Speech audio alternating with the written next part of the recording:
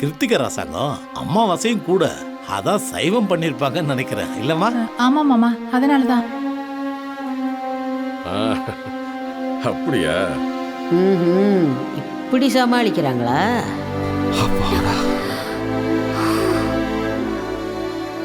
இன்னைக்கு சைவம் சாப்பிடுறதா நல்லது ராசாங்கம். சரிங்க சித்தப்பா, நீங்க சாப்பிடுங்க. ஏய், நீ போய் பேசுடி. மாமா, என்ன தவிர உங்களுக்கு அசைவம் இல்லாம சாப்பாடு பிடிக்காதுன்னு எனக்கு தெரியும். அதனால மீன், கோழி, மட்டன்லாம் சமைச்சு வச்சிருக்கேன். நான் வேணா போய் எடுத்துட்டு வந்துட்டுமா? இவ வேற கிடைக்கிற கேப்பெல்லாம் சிந்து போடுறா. இல்ல இல்ல இல்ல வேண்டாமா. இன்னைக்கு சைவம் சாப்பிட்றதா நல்லதுன்னு சித்தப்பாவே சொல்லிட்டார். நான் சைவமே சாப்பிட்றேன்.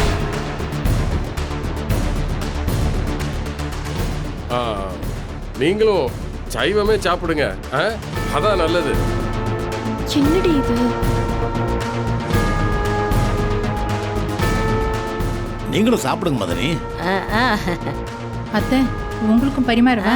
வேண்டாம், முதல்ல என் மயன் சாப்பிடட்டும்.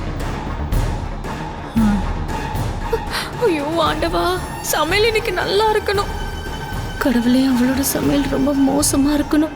மோசமா இருக்கணும், மோசமா இருக்கணும், மோசமா இருக்கணும், மோசமா இருக்கணும்.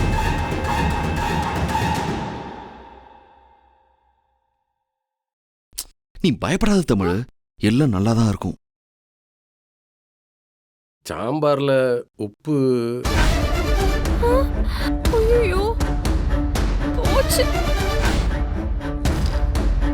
ஐயோ, நல்லா இல்லையா இல்ல உப்பு காரம் கம்மியா இருக்கா? உப்பெல்லாம் போட்டுடு.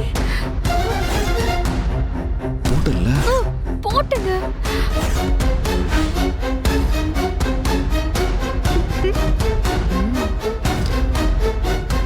சித்தானிக்கு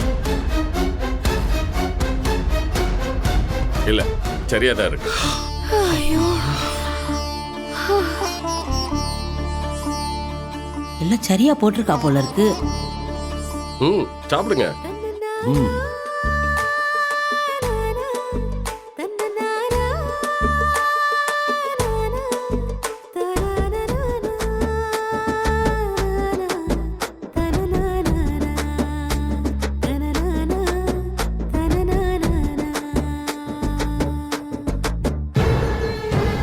சாப்பிடுறாங்க, ஆனா ஒன்னும் சொல்ல மாட்டேங்கிறாங்களே.